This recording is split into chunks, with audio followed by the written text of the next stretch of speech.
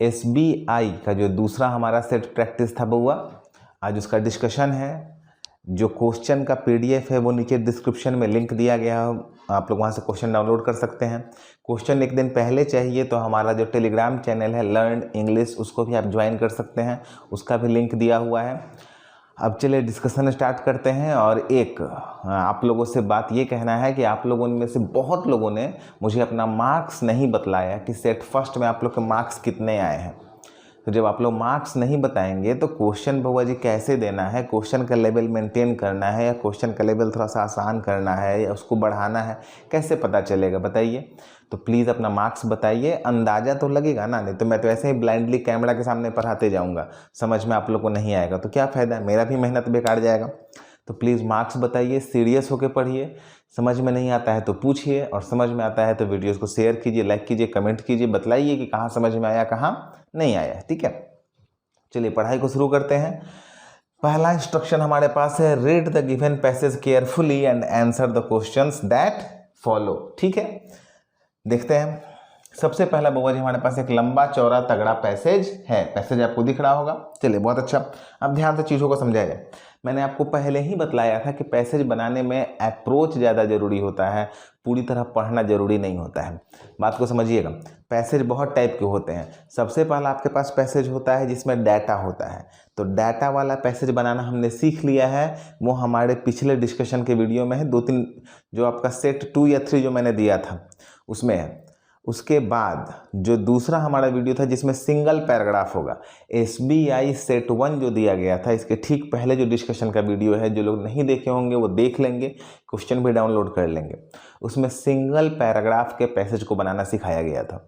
आज ये जो पैसेज है इसमें 2 पैराग्राफ है, आप देख रहे होंगे इसमें बउआ जी 2 पैराग्राफ है और एक पैसेज और बच जाता है जिसमें मल्टीपल पैराग्राफ होते हैं। तो सबको बनाने का तरीका अलग अलग होता है, तो बाकी हम लोग सीख चुके हैं। आज हम लोग सीखेंगे कि 2 पैराग्राफ रहेगा तो अप्रोच हमारा क्या होना चाहिए। तो ध्यान से अप्रोच सीखिएगा बउआ जी।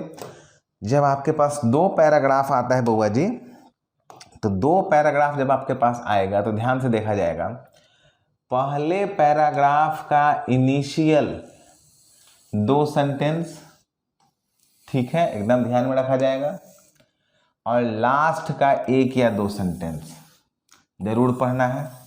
सेकेंड पैराग्राफ का भी इनिशियल 1 या 2 सेंटेंस और लास्ट का 1 या 2 सेंटेंस, देखिए मैंने यहाँ पे लिखा हुआ है, ये आपको जरूर पढ़ना है। इसके अलावा जो बोल्ड लेटर्स दिए जाते हैं, जैसे टार्डी, इसमें एक बोल्ड लेटर दिया गया है, उसके आसपास का सेंटेंस या कोई डाटा अगर दिया जाएगा, जैसे 2015 दे दिया गया और भी यहाँ पे 1971 से 80 दे दिया गया, इनके एक एक सेंटेंस को पढ़ना है। फिर से बात को समझिएगा, क्या क्या पढ़ना है। जब 2 पैराग्राफ दिया जाता है बउआ जी, तो फर्स्ट पैराग्राफ का इनिशियल और लास्ट लाइन, सेकेंड पैराग्राफ का इनिशियल और लास्ट लाइन। इसके अलावा बउआ जी आपको जो बोल्ड लेटर्स दिए गए हैं, बोल्ड लेटर्स के पहले का और बाद के एक लाइन पढ़ लेना है। और जो डाटा दिया गया है, जैसे 2015 तो ये लाइन पढ़ लीजिएगा, 1971 से 80 तो ये लाइन पढ़ लीजिएगा। इतने ही पॉइंट को पढ़ना है, आपका सारा सवाल बन जाएगा। इतना पॉइंट अंडरलाइन हो गया। ये तो मैंने बताया कि इसको पढ़ना है। अब ऐसे तुरंत पढ़ना शुरू नहीं कर देना है, पहले क्वेश्चन देखना है उसके बाद पढ़ना है। ठीक है, ये तो मैंने बतलाया है कि आपको आउटलाइन दिया कि क्या क्या हम लोग को पढ़ना है। अब देखिए क्वेश्चंस देखेंगे और सीधा अप्रोच करेंगे। ठीक है, चलिए तो हम लोग आते हैं बउआ जी पहले क्वेश्चन पे, ध्यान से देखा जाएगा। पहला क्वेश्चन पूछ रहा है, the mega flood disaster was witnessed by which of the following states in this century. ठीक है, द मेगा फ्लड डिजास्टर। ठीक है बउआ जी, अब हमारा जो टारगेट है कि हम लोग को पता है कि पैसेज में हम लोग को कहाँ पढ़ना है, सीधा हम लोग वहाँ पे आएंगे। ठीक है, ध्यान से देखा जाएगा। हम लोग यहाँ आ गए बउआ जी, पैसेज आप लोग को दिख रहा होगा। चलिए इनिशियल में पढ़ते हैं, तो यहाँ Indian ocean, very heavy rainfall has been notably Maharashtra, Gujarat, ठीक है, कर्नाटका, कोलकाता कोस्ट, यहाँ पे मेगा फ्लड डिजास्टर हम लोग को नहीं दिख रहा है। लास्ट लाइन में पढ़ते हैं तो हम लोग को लिखा है यहाँ पे, दे नीड टू इन्वेस्ट। ये दे किसके लिए है बउआ जी, तो थोड़ा सा पीछे जाएंगे तो हम लोग को दिखलाई पड़ जाएगा। ठीक है, that future rain spells may be sort of an unpredictable, यहाँ भी कोई डिजास्टर की बात नहीं हो रही है। ठीक है, इस लाइन में आते हैं तो यहाँ पे लिखा गया बुआ जी, the long term trend for flood impact in India have been one of the declining loss of lives. ठीक है, जहाँ टार्डी है वहाँ पे जब लाइन पढ़ते हैं तो देखिए यहाँ लिखा है, it is worth pointing out, इसके ठीक पहले लिखा हुआ है बुआ जी, as the mega flood disaster. ध्यान से देखिएगा बुआ जी, एज द मेगा, ठीक है, क्या मिल गया, as the mega flood disaster in Mumbai and Chennai witnessed in this century make clear. ध्यान से देखा जाएगा, उतने ही जगह पढ़ेंगे, इनिशियल पढ़ेंगे, लास्ट पढ़ेंगे, इनिशियल पढ़ेंगे, लास्ट पढ़ेंगे, जो डाटा वाला मिला है वहाँ पढ़ेंगे। पढ़ाई एकदम सीमित हो जाता है और आंसर हम लोग को इतना ही के बीच में हर बार मिल जाएगा बुआ जी, हर बार, हमेशा माइंड में रखिएगा। तो डायरेक्ट आंसर मिल जाता है हम लोग को, क्या मिल गया, मुंबई एंड चेन्नई। थोड़ा सा अगर आपको अच्छा लगेगा तो आंसर यहाँ क्या लगा देंगे आप, मुंबई एंड चेन्नई, सवाल बन गया। चलिए अगले क्वेश्चन को भी देखते हैं, देखिए कैसे बनेगा, ध्यान से देखिए। पूछ रहे बुआ जी, which of the following is true according to the passage. अब ये तो बहुत लोगों को लगता है कि पूरा पढ़ना पड़ेगा, कौन सा सही है। अच्छा ध्यान से देखिए कौन सा सही है, ध्यान से देखिएगा, सवाल आपसे अपने आप बन जाएगा। सबसे पहले अगर आप इस पूरे को देखेंगे ध्यान से तो आपको दिखलाई पड़ेगा 2015। ध्यान से देखिएगा बुआ जी, आपको यहाँ दिखलाई पड़ेगा 2015।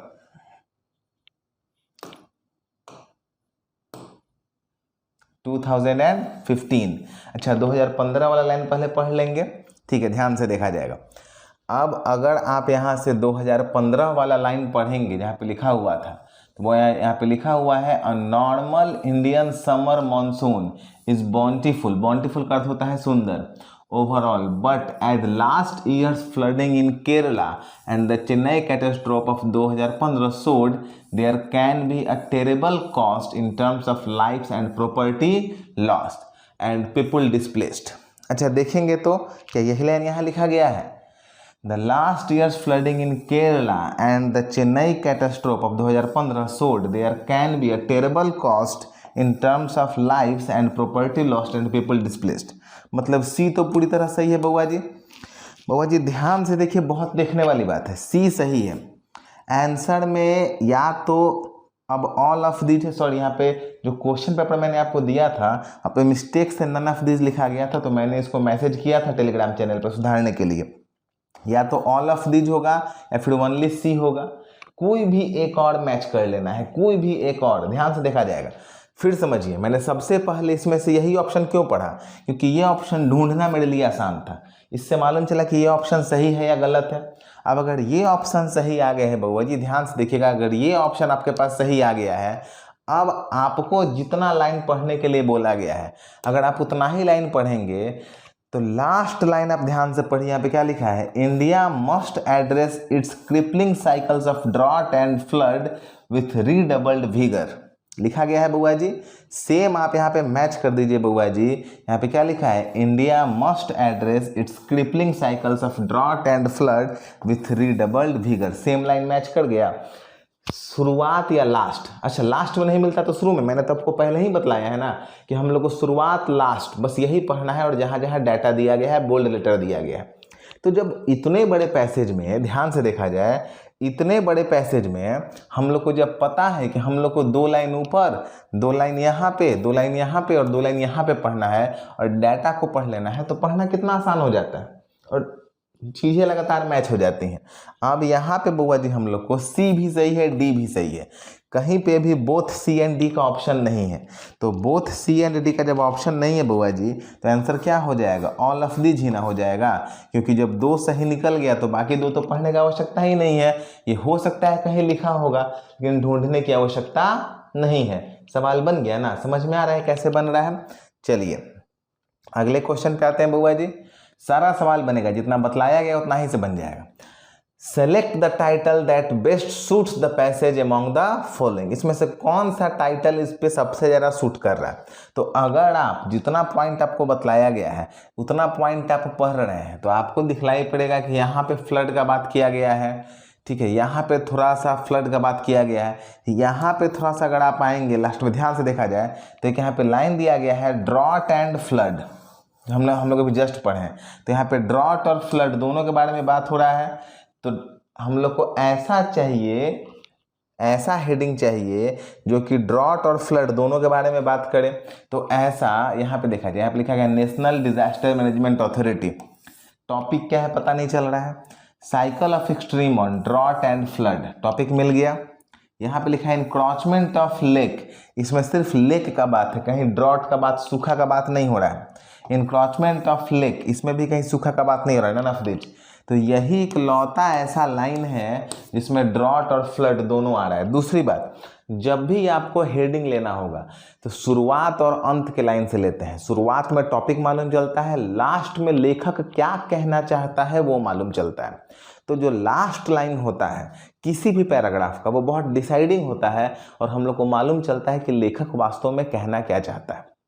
तो शुरुआत से फ्लड मालूम चल रहा था और लास्ट में मिला ड्रॉट एंड फ्लड, तो हम लोग को एक ऐसा हेडिंग चाहिए था जो कि ड्रॉट यानी सूखा और फ्लड यानी बाढ़ दोनों को दिखलाए। तो हमारा आंसर कौन सा हो जाएगा बउआ जी? बी हो जाएगा, cycles of extreme on droughts and floods. समझ में आ गया कि आपको टाइटल कैसे लेना है? ठीक है, समझिएगा, शुरुआत से और अंत से। हाँ, अगर इन्वर्टेड कॉमा में कोई भी टर्म लिखा हुआ है तो वो भी टाइटल को प्रभावित करता है। ये बहुत इंपॉर्टेंट पॉइंट है, समझ लीजिएगा। चलिए अगले पैसेज पे आते हैं, ध्यान से। Which alternative can replace the word tardy in the passage? Passage में बउआ जी टार्डी कहाँ लिखा गया है? तो यहाँ पे लिखा गया था। अच्छा, ध्यान से इस लाइन को पढ़ लिया जाए, दिया गया है, it is worth pointing out that the response of state government to the imperative is tardy and even indifferent। indifferent का अर्थ होता है कि उसको कोई मतलब नहीं है। तो जो गवर्नमेंट है वो जो उसका रिस्पॉन्स है, सरकार का जो रिस्पॉन्स है वो बड़ा ही थका हुआ रिस्पॉन्स है, टाल मटोल करने वाला रिस्पॉन्स है। तो टार्डी, टाइड से आप याद कर सकते हैं, टाल मटोल करना, थका हुआ, ठीक है। तो हम लोग नहीं कहते कि कोई बड़ा थका हुआ रिस्पॉन्स दिया है। जैसे आप किसी को बोले कि बउआ आप, तो आदमी ऐसे बोले हाँ, अच्छा ठीक है, बोलिए क्या बोल रहे थे। तो इसको कहते हैं टार्डी, थका हुआ, टाल मटोल करने वाला, डिले करने वाला, ठीक है। तो इसका साइनो आपका डिले भी होता है, ठीक है, और हल्का फुल्का इग्नोरेंस के सेंस में भी आता है, ठीक है। और आपका एंथुजियाज्म इसका एंटो भी हो जाता है, समझिएगा। अब देखिए, तो अभी अगर इतना ध्यान में है तो यहाँ पे से, अच्छा, पंक्चुअल तो इसका एंटो हो जाएगा, अर्ली इसका एंटो हो जाएगा, ठीक है। डेलिब्रेट होता है जानबूझ के, हैस्टन होता है तेजी में या हड़बड़ी में। तो एक ही आंसर क्या बच रहा है? ठीक है, डायलेटरी।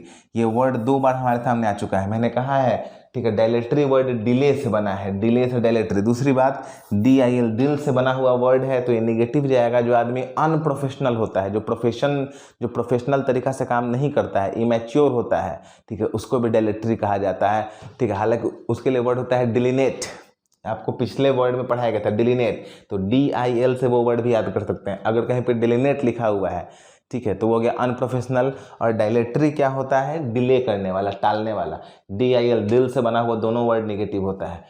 तो दिल का बात निगेटिव होता है, नहीं दिमाग से सोचिएगा तो रिजल्ट हो जाएगा, दिल से सोचिएगा तो निगेटिव आ जाएगा, समझ रहे हैं। तो इसका डायलेटरी आंसर हो जाएगा C। समझ में आ रहा होगा।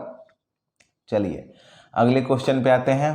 What causes mitigation of floods and help communities prosper? ठीक है, ध्यान से देखा जाए इसको। अगर जितना पॉइंट आपको पढ़ने के लिए बोला गया है बउआ जी, अगर उतना पॉइंट आप लोग पढ़े हैं तो ध्यान से देखा जाएगा तो आप लोग यहाँ पे दिखलाई पड़ जाएगा।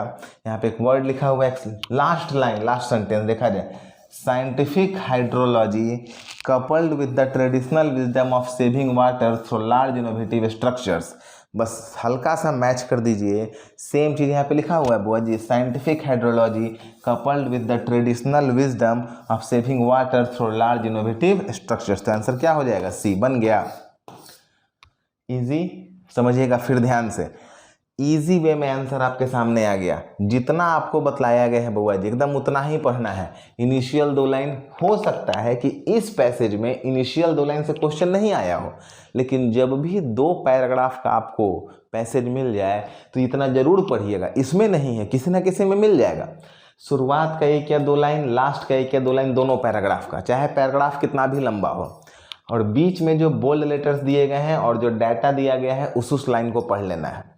इन्वर्टेड ब्रैकेट, सेमीकोलन, हाइफन होता है, वहाँ पढ़ लिया जाता है। उतना ही से बउआ जी एग्जाम में क्वेश्चन बन जाएगा। आपको जो एग्जाम में क्वेश्चन मिलेगा, एक साइड आपका पैसेज रहेगा, एक साइड आपका क्वेश्चन रहेगा, एक साइड पैसेज रहेगा, एक साइड क्वेश्चन रहेगा। कितना आसान हो जाएगा आपको मैच करना। आपको पता है कि हमको 10 लाइन ही पढ़ना है। अब इस पूरे पैराग्राफ में हम लोग मात्र इसका, मैंने कहा था ना, 20 to 30% पढ़ेंगे और पढ़ के आंसर ले लेंगे। इसी को रीडिंग स्किल कहा जाता है, जो मैं आपको सिखा रहा हूँ। अगर ध्यान से सीख रहे हैं, चीज़ों को समझ रहे हैं, प्लीज़ बताइएगा, ये बहुत इंपॉर्टेंट पॉइंट है। समझ में नहीं आ रहा होगा तो किसी और तरीक़ा से समझाया जाएगा, लेकिन पैसेज का अप्रोच यही होता है। अगर इस तरीक़ा से हम लोग हर एक टाइप के पैसेज पे 10-10 पैसेज प्रैक्टिस कर लेते हैं बउआ जी, कितना फ़ायदा होगा आप सोच लीजिए, कितना समय बचेगा। और पैसेज का नंबर ना बउआ जी ऑथेंटिक नंबर होता है, एकदम ऑथेंटिक, वो एग्ज़ाम में आएगा ही आएगा। ये जो SBI की परीक्षा होगी, इसमें एरर पूछेगा कि नहीं पूछेगा मुझे पता नहीं है, फिलर पूछेगा कि नहीं पूछेगा मुझे पता नहीं है, इम्प्रूवमेंट पूछेगा कि नहीं पूछेगा पता नहीं है, लेकिन पैसेज 100% पूछेगा, ये मुझे पता है। तो पैसेज पे थोड़ा सा ज़्यादा समय दिया जाए, थोड़ा सा ज़्यादा डेडिकेशन से पढ़ा जाए कि उसका एकदम 5 या 6 नंबर जो पूछेगा वो ऑथेंटिक हमारे पास आ जाए। उतना आ गया तो बाकी लोगों से 5 नंबर तो आप प्लस में चले गए ना, और कम समय में बनाइएगा तो और फ़ायदा होगा। तो प्लीज़ बताया कीजिए कि समझ में आ रहा है या नहीं। तो आज का जो गुरु मंत्र है वो क्या है, अगर 2 पैराग्राफ का पैसेज आपको मिल जाता है तो कैसे बनाना है, दोनों पैराग्राफ का इनिशियल और फाइनल, शुरू का और अंत का 2-2 लाइन पढ़ लेना है। उसके बाद जो बीच में बोल्ड लेटर दिए गए हैं या कोई डाटा दिया गया है, जैसे इसमें 2015 था, 1971 से 80 था, इस डाटा के आगे पीछे का एक एक लाइन पढ़ लेना है। उतने ही से आपका सारा क्वेश्चन बन जाएगा। अप्रोच जैसा मैंने बताया है बिल्कुल वैसा रखिएगा, पूरा पैसेज पढ़ने की आवश्यकता नहीं है। फिर भी अगर आपकी दिल इच्छा है कि आप पैसेज पढ़े तो पढ़िए ना, कौन मना किया है, पूरा पढ़ के बनाइए। तो समझिएगा, इतना तक से हमारा मैक्सिमम क्वेश्चन बन जाएगा। इसका भी आंसर सी हो गया। लगभग सारा क्वेश्चन पैसेज का बन गया होगा। मेरे ख्याल से पैसेज में आप लोग का बहुत कम टाइम में 5 में 5 नंबर आ गया होगा। ठीक है, अगर ये अप्रोच सीख रहे हैं तो बहुत इंपॉर्टेंट है बउआ जी, ज़रूर सीखिए, बहुत फ़ायदा होता है। ठीक है, मतलब क्या बोलें, आदमी बंधा हुआ है, वीडियो के थ्रू पढ़ाना पड़ रहा है। क्लासरूम होता तो मैं इस पर बहुत ज़्यादा प्रैक्टिस करवाता आप लोग को, ये बहुत फ़ायदा करता है। अब जब बंधे हुए हैं, वीडियो के थ्रू हमको पढ़ाना पड़ रहा है और आपको पढ़ना पड़ रहा है, तो कम्युनिकेशन बनाए रखते हैं ना, रेगुलर आप लोग बनाइए, रेगुलर प्रैक्टिस करते हैं, सवाल को पूछिए, जितना पूछेंगे उतना मुझे बताने की इच्छा आएगी, उतने इंथुजियाज्म से हम लोग एक दूसरे से पढ़ेंगे। तो पढ़िए, ठीक है, और बताइए कि कैसा लग रहा है, समझ में आ रहा है या नहीं।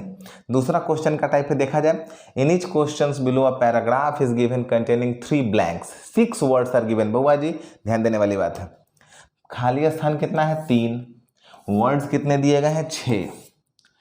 After the paragraph choose correct combination of words from the options which can fit in the blanks both grammatically and meaningfully.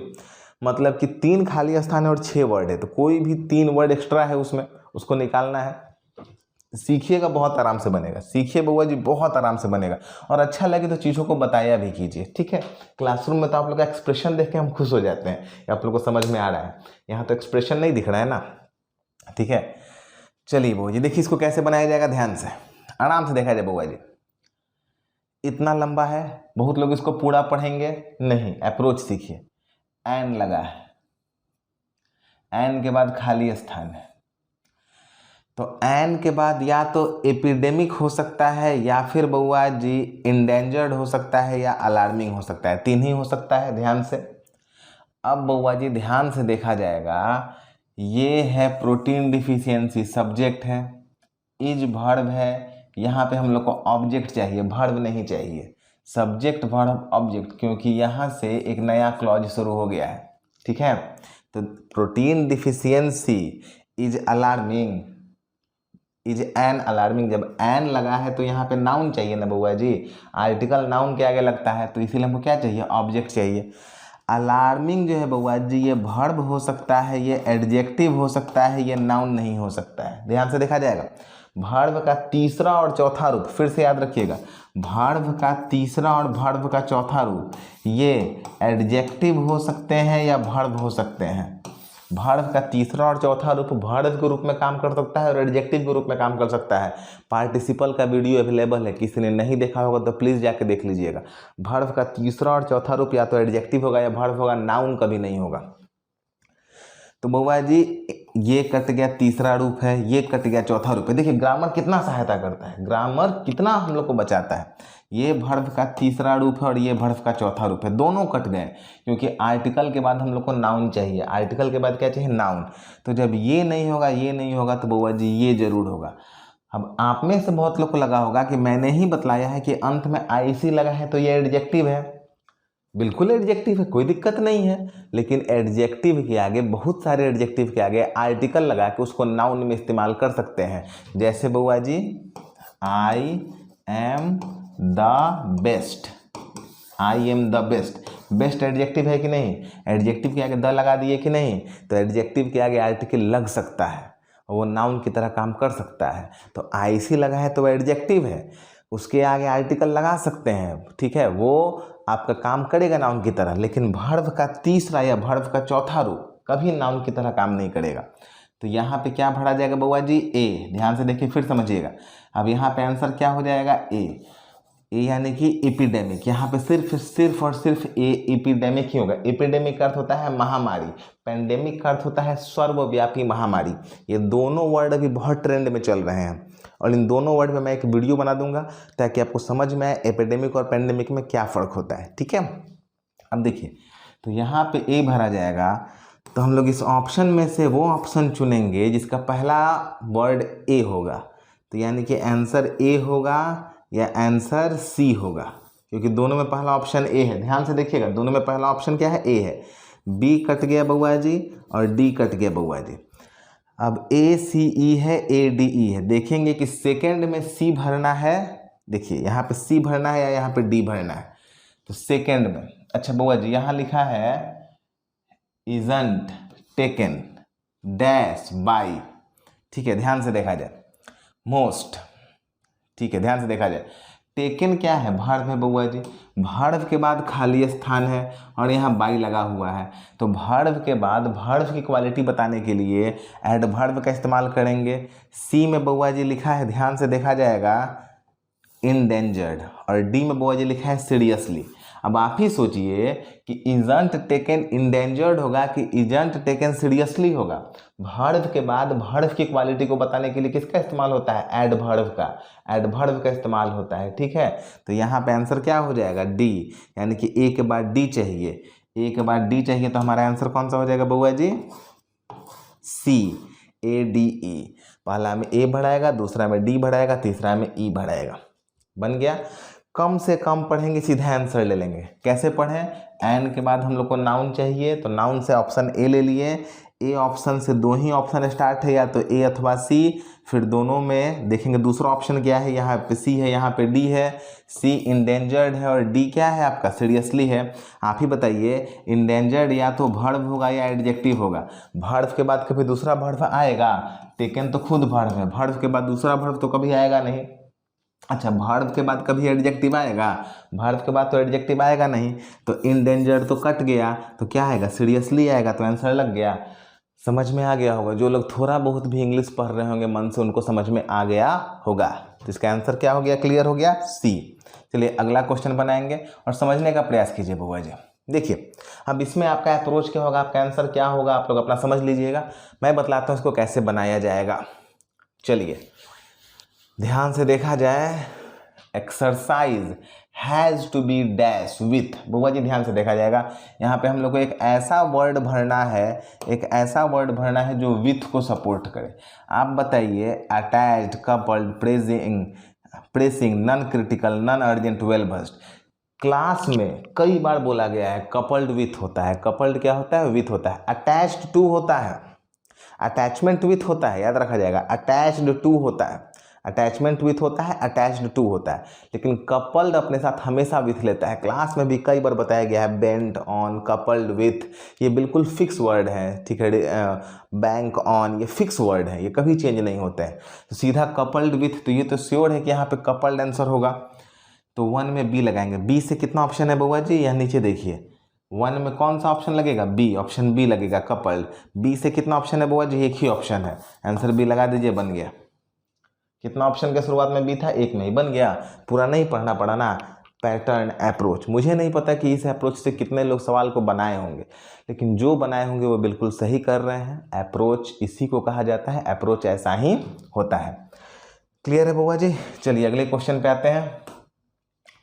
The popularity of sprouted foods has suddenly dash. ध्यान से देखा जाएगा, द पॉपुलरिटी, ध्यान से देखिएगा बउआ जी, of sprouted foods has suddenly, हमको यहाँ चाहिए verb 3, among people in the recent past।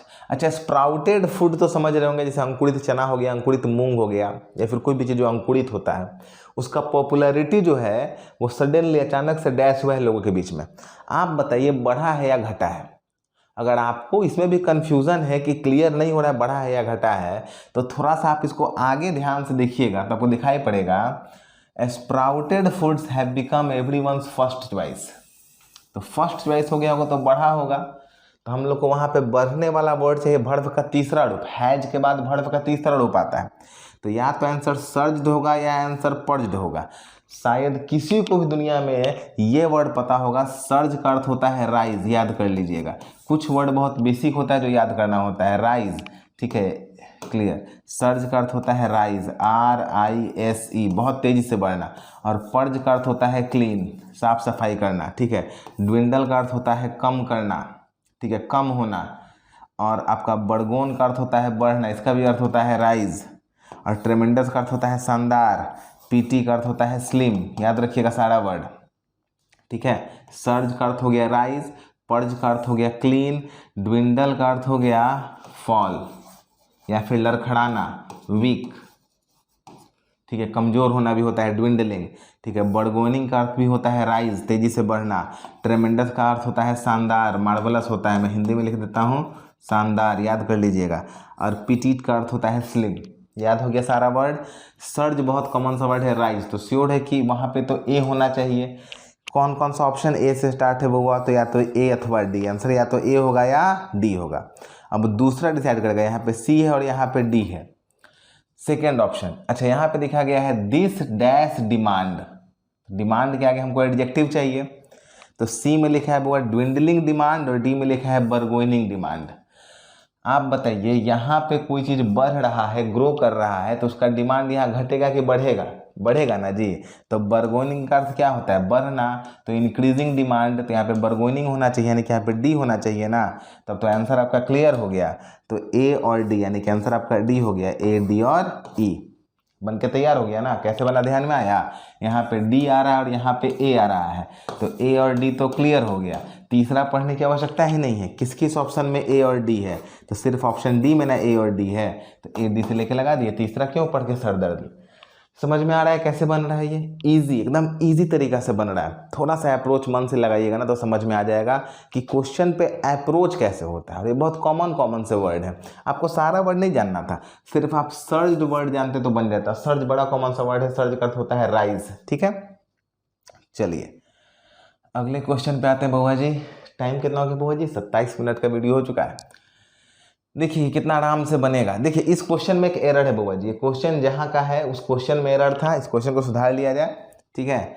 यहाँ पे स्पेलिंग एरर है, ठीक है, ध्यान से देखा जाएगा। ये PALATE पैलेट होना चाहिए, तभी ये सवाल बनेगा। ऑप्शन सी को सुधार लीजिएगा। पैलेट का अर्थ होता है मुंह, मुंह का जो ऊपर वाला हिस्सा होता है जिसको तालू कहते हैं या पूरा मुंह कहते हैं, उसको पैलेट कहा जाता है। तो जब वहाँ पे हर्ट लिख दिया, आवर हर्ट, एंड लिख दिया आवर, तो कोई बॉडी पार्ट होना चाहिए था, तो सीधे तौर पे आंसर पैलेट होना चाहिए था। ये टाइपिंग एरर है बउआ जी। आंसर सी से एक ही ऑप्शन कौन सा है? ए, ठीक है। पहला में सी किस में आ रहा है? सिर्फ एक ऑप्शन में, तो ये आंसर हो जाएगा, कुछ नहीं पढ़ना पड़ेगा सीधा। ये अगर ये वर्ड होता तो हम लोग बना दिए होते, याद में रखा जाएगा, ठीक है। पैल्पेट का अर्थ होता है बउआ जी टच, याद रखा जाएगा। जेनेसिस का अर्थ होता है ऑरिजिन, याद रखा जाएगा, ठीक है। मगिंग जो वर्ड होता है, मगिंग का अर्थ होता है रॉबरी, याद रखा जाएगा। डूम्ड का अर्थ होता है फेल्योर, और ग्रैबलिंग का अर्थ होता है स्नैच, अपने पकड़ में ले लेना, तो याद रखा जाएगा। ग्रैबलिंग यानी होता है स्नैच, डूम्ड यानी होता है फेल्योर, मगिंग का अर्थ होता है रॉबरी। ये स्पेलिंग गलत है, यहाँ PALAT होना चाहिए, पैलेट का अर्थ हो जाएगा मुंह, माउथ। जेनेसिस, ये जेनेटिक्स से याद कर लीजिएगा, जेन से होता है ऑरिजिन को दिखलाता है, पैल्पेट का अर्थ होता है टच, तो याद हो गया। तो यहाँ पे चूंकि हर्ट लिखा था तो अब कोई बॉडी पार्ट चाहिए था, तो सी से आंसर क्या हो जाएगा? ए आंसर हो जाएगा। ये थोड़ा टाइपिंग एरर था, इस क्वेश्चन का दूध भात रखा जाए, नंबर आप लोग अपना जोड़ लीजिएगा। अब देखा जाए इसमें क्या बनेगा। इट इज, देखिएगा, इट इज बिलीव्ड दैट कपलहुड समझ रहे हैं? कपलहुड, कपल जो साथ में रहते हैं, is perfect dash to loneliness. अच्छा, अकेलापन दूर करने का इलाज क्या है? कपलहुड। किसी को बहुत अकेलापन महसूस होगा तो क्या करेगा? शादी कर लेगा, उसके बाद उसको लगेगा कि अकेले रहना ही ठीक था। खैर छोड़िए। कपलहुड, तो कपलहुड क्या होता है? उसका इलाज होता है, उसका काट होता है। तो काट या इलाज के लिए कौन सा वर्ड है? भले आपको और कोई वर्ड नहीं पता होगा, लेकिन बेसिक से एक वर्ड तो पता होगा कि एंटीडोट। तो कितना ऑप्शन बी से स्टार्ट है, यानी आंसर या तो बी होगा या डी होगा। यहाँ तो बी भरा जाएगा ना, एंटीडोट टू लोनलीनेस। अब बी के बाद सी दोनों में है, लास्ट में एफ होगा या डी होगा, यहाँ डिसाइड करना है। तो लास्ट पढ़ना होगा। There are repeated dash of loneliness, repeated dash. अच्छा, अब रिपीटेड के बाद हम लोग को डी और एफ में सोचना है। एफ में लिखा है बुआ जी स्टिंट, और डी में बुआ जी लिखा है आपके पास बाउट्स। हमको बस ये बताइए, देखिए इसमें वर्ड नहीं जानना है कि बाउट का अर्थ क्या, स्टिंट का अर्थ क्या है। यहाँ पे बुआ जी लिखा हुआ है देयर आर, याद रखिएगा, देयर वाज अ किंग और देयर वर सम पीपल। ये दोनों लाइन पढ़िए, आपको समझ में आ जाएगा। देयर के बाद वाज लगता है जब अगला सब्जेक्ट सिंगुलर होता है, देयर के बाद वर लगता है जब अगला सब्जेक्ट प्लूरल होता है। तो जब यहाँ देयर के बाद आर लगा है तो यहाँ प्लूरल वर्ड चाहिए था। अब स्टिंट और बाउट में प्लूरल कौन है बउआ जी? तो आपको ही पता होना चाहिए ना। तो स्टिंट और बाउट में प्लूरल कौन है? बाउट्स। तो आंसर डी हो जाएगा। तो आँख कान बंद करके इसका आंसर क्या हो जाएगा? बी सी डी बन गया ना। ये तरीका समझ में आया? वर्ड नहीं जानना था, ग्रामर लगा के बना देंगे। अब वर्ड याद कर लीजिएगा, समझ में आ गया होगा तो ठीक है। इसका आंसर ये हो जाएगा बी सी डी, इसका आंसर हो जाएगा बी सी डी, ये वाला। चलिए वर्ड याद कर लीजिएगा। एलिक्सर का अर्थ होता है बुआ जी अमृत, याद कर लीजिएगा। एंटीडोट इलाज होता है, आपको पता होगा। एक्यूट यानी होता है शार्प, SHARP शार्प। बाउट्स का अर्थ होता है पीरियड यानी समय।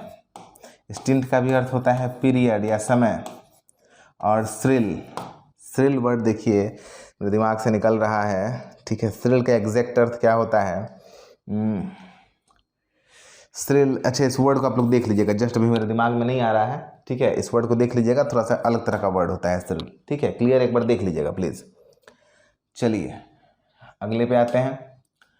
तो ये क्लियर हो गया, ये कैसे बन रहा है, समझ में आ रहा है सवाल? वो ग्रामर के ताकत पे ही बना दिया गया, समझ में आ रहा होगा। कैसा लग रहा है जरूर बताइएगा। चलिए, in each sentence below 4 words that are printed in bold have been lettered 1, 2, 3, 4 and 5. One of them may be wrongly spelled or inappropriate in the context of the sentence. Find out the word which is wrongly spelled or inappropriate. If there is any, the letter of that word is the answer.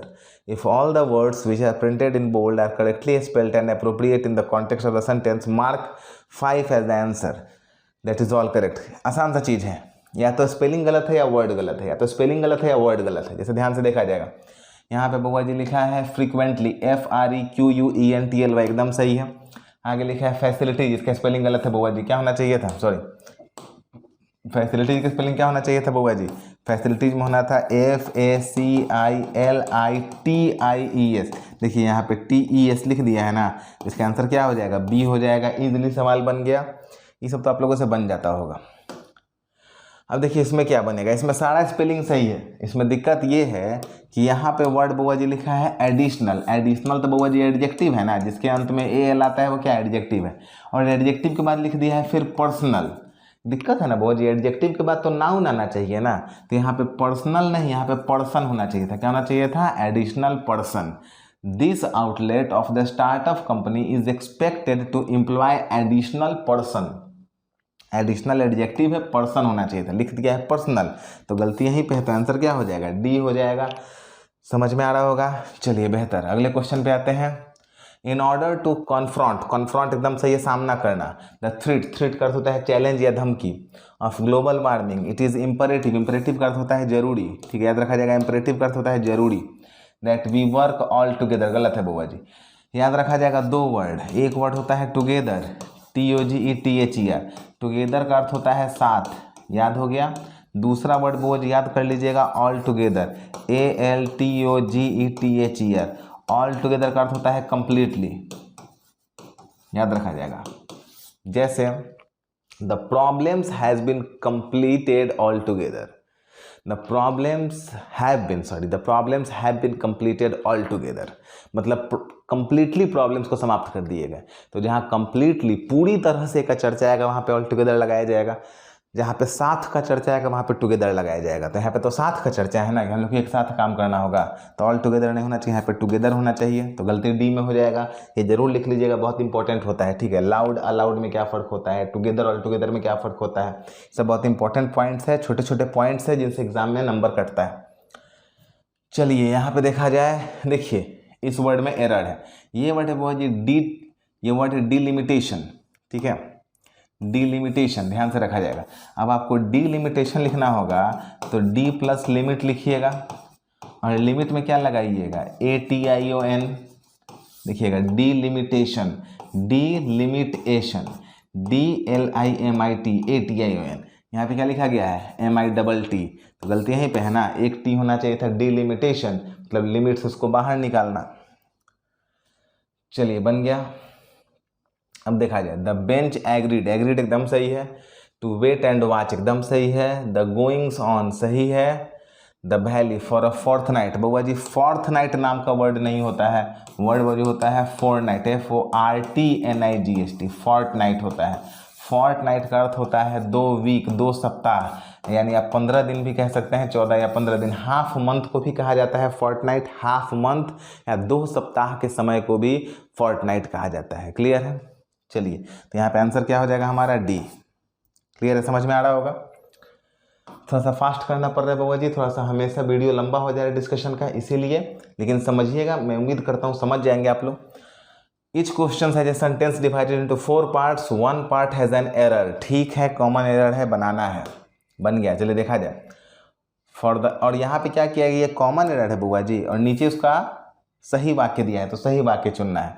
अच्छा, for the last 6 months Seema has been asking them to refund the money but there is के बाद कभी बिन आएगा बुआ जी, जिंदगी में कभी भी इज के बाद बिन नहीं आता है, हैज के बाद बिन आता है। तो आंसर क्या हो जाएगा, डी, हैज के बाद बिन आता है। एक सवाल इजीली बन गया आराम से। चलिए, he promise to get in touch with myself, कभी भी in touch with myself नहीं होगा बुआ जी, कभी भी in touch with myself, मुझसे ना टच में रहेगा, तो मुझसे के लिए माई सेल्फ थोड़े होता है, स्वयं से के लिए माई सेल्फ होता है। जब तक वाक्य में आई नहीं आएगा तब तक माई सेल्फ नहीं आएगा, याद रखा जाएगा। तो यहाँ पे सीधा आंसर क्या हो जाएगा, in touch with me, answer B. Clear है? चलिए अगले क्वेश्चन पे आते हैं। Mister Gupta insisted that he was fully prepare की प्रिपेयर्ड, बुआ जी ही वाज है, ध्यान से देखा जाएगा, वाज के बाद वर्ब 2 ही रूप में आएगा, या तो वर्ब 4 या वर्ब 3। एक्टिव वॉइस होगा तो वर्ब 4, पैसिव वॉइस होगा तो वर्ब 3, याद रखा जाएगा। तो प्रिपेयर तो वर्ब का पहला रूप है, तो गलती वहीं पे है, तो फुल्ली प्रिपेयर्ड, आंसर क्या हो जाएगा, सी हो जाएगा। समझ में आ गया है? चलिए अगले क्वेश्चन पे आते हैं। ऑल दिस डॉक्यूमेंट, बउआ जी जब ऑल लगा हुआ है तो प्लुरल चाहिए ना बउआ जी, ऑल लगा है तो प्लुरल चाहिए ना, तो देखिए ऑल दिस डॉक्यूमेंट्स होना चाहिए, ए आंसर हो जाएगा। एकदम इजी क्वेश्चन है, क्वेश्चन में कोई ताकत नहीं है, ये बहुत अच्छा सवाल है, ध्यान से देखा जाएगा बउआ जी। ठीक है, ध्यान से देखा जाएगा बउआ जी, यहाँ पे समझिएगा, ये बिल्कुल ये बहुत अच्छा क्वेश्चन है। On his next official visit, ये भी हो सकता है, और during his next official visit दोनों हो सकता है, ध्यान से देखा जाएगा। On his next official visit भी सही होता है, during his next official visit भी सही होता है, दोनों बिल्कुल सही होता है। लेकिन जब एक काम के साथ दूसरे काम को आप अटैच करते हैं, ठीक है, जैसे मेरे पढ़ने के दौरान लाइट चली गई, तो वहाँ पे व्हाइल लगाया जाता है। वहाँ पे हम लोग लिखते हैं the electricity went of while I was reading, while. तो जब, और सिर्फ अकेले बोल रहे हैं, ठीक है, कि वो आदमी एक ऑफिशियल विजिट पे है, तो ऑन हिज ऑफिशियल विजिट हम बोल सकते हैं, he is on an official visit. तो जब एक काम को दर्शाते हैं तो ऑन का इस्तेमाल करते हैं विजिट के लिए। उस काम के दौरान कोई दूसरा काम भी आपको दिखाना है तो वहाँ व्हाइल का इस्तेमाल करते हैं। व्हाइल क्या करता है, ड्यूरेशन को दिखाता है। ऐसे जगहों पे व्हाइल के जगह ड्यूरिंग वर्ड भी लगा सकते हैं, ऐसे जगहों पे व्हाइल के जगह ड्यूरिंग वर्ड भी लगा सकते हैं। जैसे while I was studying the electricity went of, इसको लिख सकते हैं during my study the electricity went of, during my study the electricity went of, ये आप लिख सकते थे। तो जैसे यहाँ पे देखते हैं on his next official visit to Delhi, यहाँ तक ये लाइन बिल्कुल सही था, he plans to visit his old colleague. जब दूसरा काम वहाँ पे अटैच हो जाएगा बउआ जी, तो आपको वहाँ पे ड्यूरिंग ज़्यादा सही होगा और इसका आंसर ए हो जाएगा। ये बहुत सुंदर क्वेश्चन है, स्टार लगा लीजिएगा, समझ लीजिएगा। ड्यूरिंग या व्हाइल तब लगता है जब दो काम को आप आपस में जोड़ते हैं, उस काम के समय या उस काम के साथ या उस काम के दौरान ये वाला काम कर देंगे। और ऑन जब एक ही काम को दिखा रहा है, कि हम लोग जैसे कहते हैं कि मोदी अपने ऑफिशियल विजिट पे हैं हमारे प्रधानमंत्री, तो हम लोग बोलेंगे he is on an official visit. ठीक है, तो ये बहुत अच्छा क्वेश्चन है, क्योंकि दूसरा काम भी इसमें आ गया है तो ड्यूरिंग आंसर होगा। चलिए क्लियर है। अगले क्वेश्चन पे आते हैं बउआ जी। In each of the following question a sentence is divided into 4 parts A B C and D, rearrange the following parts. अच्छा, सेंटेंस अरेंजमेंट है, इसमें एक एरर हो गया बउआ जी मुझसे। ये सब क्वेश्चन शायद रिपीटेड है, किसी ना किसी सेट में क्वेश्चन दिया हुआ था, तो I am sorry for that. आगे से मैं ऐसा ध्यान रखूंगा कि नहीं हो। जो लोग पहले से सेट नहीं बनाए थे उनके लिए नया है, जो लोग पहले से सेट बनाए थे उनका तो नंबर पूरा आना चाहिए। और तरीका को सीखिए। देखिए, एसबीआई के पहले सेट के डिस्कशन में हमने काफ़ी लंबा डिस्कशन लिया सेंटेंस अरेंजमेंट पे, ठीक है, तो भी अप्रोच हमारा यही था और यहाँ भी अप्रोच यही रहेगा, कमजोरी को ढूंढेंगे। ठीक है, ध्यान से देखा जाए सवाल कैसे बनेगा, बहुत ईजिली बनेगा। चलिए, सबसे पहले हमारे पास यहाँ पे आंसर क्या आ रहा है, मैंने बताया था कि आप कमजोरी को ढूंढिए। यहाँ पे एक वर्ड लिखा है बउआ जी भेरियस, भेरियस के बाद प्लूरल आना चाहिए, तो एक ही वर्ड क्या है, प्रोग्राम्स, तो सी के बाद डी आना चाहिए। सी के बाद डी इसमें नहीं है, सी के बाद डी इसमें है, सी के बाद डी इसमें नहीं है, सी के बाद डी इसमें है, सी के बाद डी इसमें नहीं है, यानी आंसर या तो बी होगा या डी होगा। अब आपको देखना है कि सी डी से वाक्य शुरू होगा, तो सी में सी लिखा हुआ, यही तो सब्जेक्ट है, या फिर यहाँ पे ए से वाक्य शुरू होगा। ए में लिखा है वीआईपी इन्वॉल्व प्लांटेशन, बिल्कुल नहीं। सी सब्जेक्ट से वाक्य शुरू होगा, तो आंसर हमारा क्या हो जाएगा, सी बी सॉरी हमारा सी डी बी ए, यानी आंसर बी हो जाएगा। समझ में आ रहा है। बस एक कमजोर बिंदु, भेड़ियस के बाद प्लूरल नाउन लेके बना दिए। चलिए दूसरे सवाल को देखा जाए, इसका क्या कमजोर बिंदु है बउआ जी। देखिए कितना आसान सवाल है, कितना आराम से बनेगा। सेम एंड लिखा है, लिखा गया 20% blending of ethanol in petrol and 5% blending of biodiesel. Sure है ए के बाद सी होना चाहिए, ए के बाद सी इसमें है, ए के बाद सी इसमें है, इसमें नहीं है, इसमें नहीं है, इसमें नहीं, ए के बाद सी इसी दोनों में है। अब शुरुआत बउआ जी बी से होगा या डी से होगा, तो बउआ जी शुरुआत अगर यहाँ पे आप गौर से देखा जाएगा, यहाँ पे लिखा है अप्रूव्ड बाई, तो अप्रूव्ड बाई के बाद कोई नाउन चाहिए ना, तो वो तो श्योर होगा कि द गवर्नमेंट होगा, तो गवर्नमेंट तो बी के बाद डी आएगा ना, तो बी डी ऐसे आंसर कौन सा हो जाएगा, ए। एकदम इजीली बन गया, समझ में आ रहा होगा आप लोग को। मैं थोड़ा सा फास्ट कर रहा हूँ क्योंकि वीडियो ऑलरेडी काफ़ी लंबा हो चुका है और ये तो रिपीटेड क्वेश्चन है। अब देखा जाए बउआ जी ये कैसे बनेगा, ये कितना आराम से बनेगा। यहाँ पे एक वर्ड लिखा है मस्ट, मस्ट के बाद भर्व के कौन सा रूप होता है, पहला रूप। देखिए तो कौन सा लाइन भर्व के पहले रूप से शुरू है, तो सी में क्या लिखा है, रिकॉर्ड, ये भर्व का पहला रूप है। तो डी सी किस में लिखा है बउआ जी, देखिए तो डी सी, हम लोग को चाहिए डी सी, हम लोग को चाहिए डी सी, एक इसी में लिखा है बाकी किसी में नहीं है, तो आंसर क्या हो गया, डी बन गया। एकदम ईजी वे में सवाल बनेगा, आप तरीका को देखिएगा। चलिए ये देखिए कितना आराम से बनेगा सवाल, ये एकदम इजी क्वेश्चन है। यहाँ पे वो जो लॉन्च लिखा है, तो लॉन्च क्या हुआ होगा, तो ऑफिशियल मोबाइल गेमिंग एप्लीकेशन को ना लॉन्च करेंगे, तो श्योर है कि डी के बाद बी होगा। अब डी के बाद बी किस में है, ध्यान से देखा जाएगा, डी के बाद बी यहाँ पे है और तो किसी में है नहीं, तो आंसर ई लगा दीजिए, बन गया। एकदम आराम से यही अप्रोच होना चाहिए, सीखते चलिए। अच्छा देखिए यहाँ पे क्या बनेगा, कितना आसान सा सेक्टर है ये आपका जो क्वेश्चन है, कितना आराम से बनेगा, ध्यान से देखा जाएगा।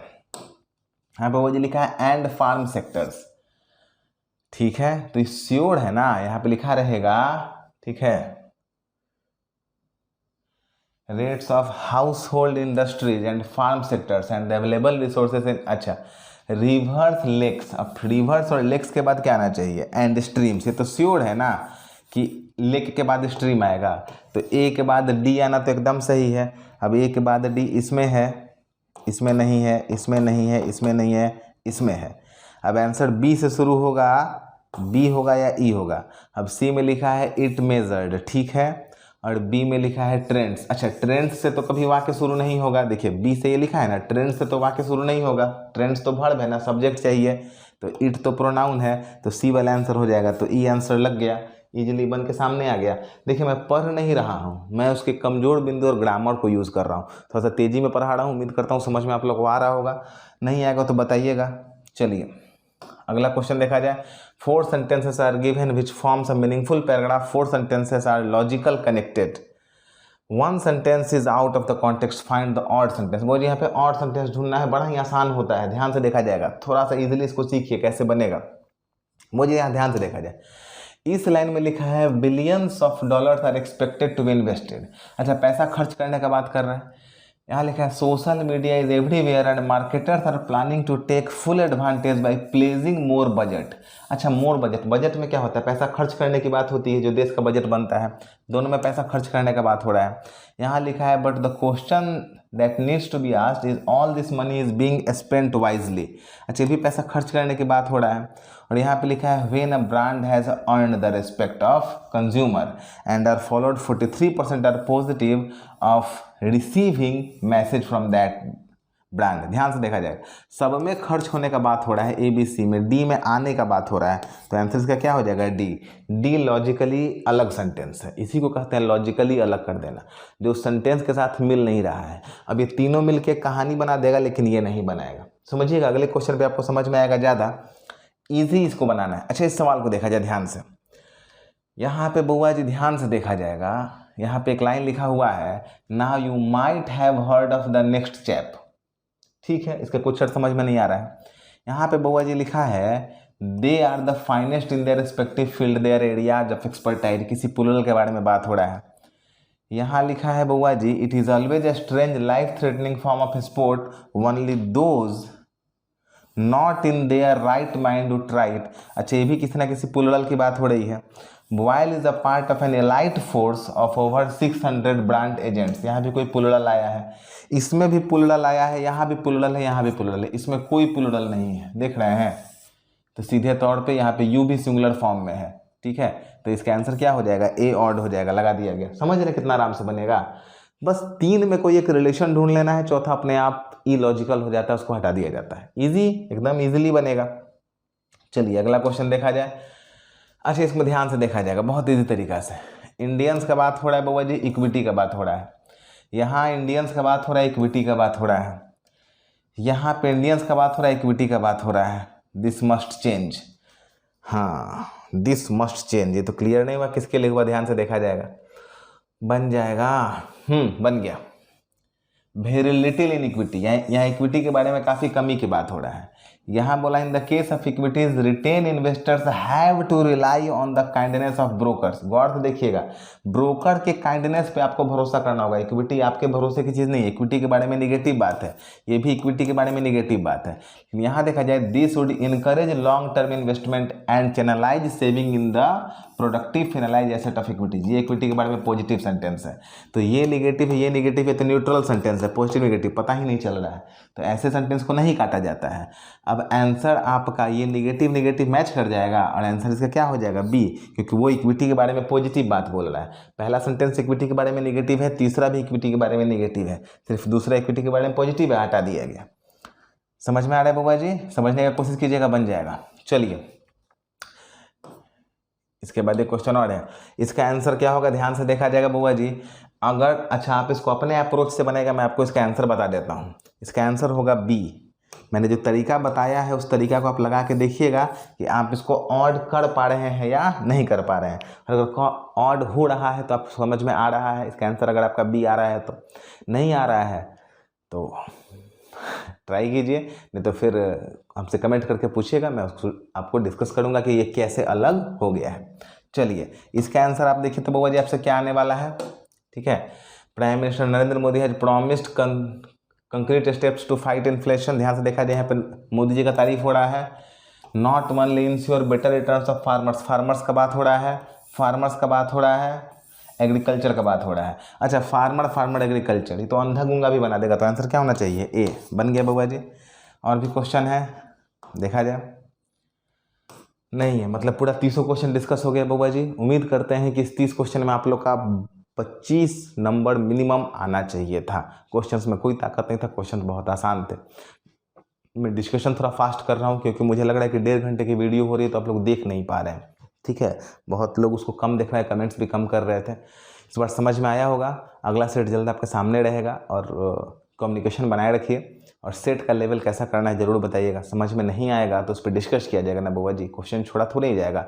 परीक्षा बार बार नहीं आती है, परीक्षा अपने समय से ही होती है, हम लोग को प्रिपरेशन अच्छा करना होता है। अगर कोई सवाल नहीं बन रहा है तो उस पर मेहनत करना होगा ना, उसको सीखना होगा, क्योंकि परीक्षा तो हमारे मन से नहीं पूछेगा ना बउआ जी। और मुझे क्या लगा डिफ़िकल्ट क्वेश्चन देने का, मैं तो आसान क्वेश्चन दे के आप लोग को खुश करके भेज देता। मैं इसलिए क्वेश्चंस दे रहा हूँ ताकि हम लोग सीखें, एग्जामिनेशन में रिजल्ट्स आए। तो थोड़ा सपोर्ट बनाए रखिए। अच्छा लग रहा है तो चैनल को शेयर कीजिए, लाइक कीजिए, कमेंट कीजिए, ठीक है, सब्सक्राइब कीजिए, लोगों को सब्सक्राइब करवाइए। लाइव हम लोग आ जाएंगे तो और अच्छे से पढ़ाई होगी। मिलता है अगले वीडियो में। Thank you very much.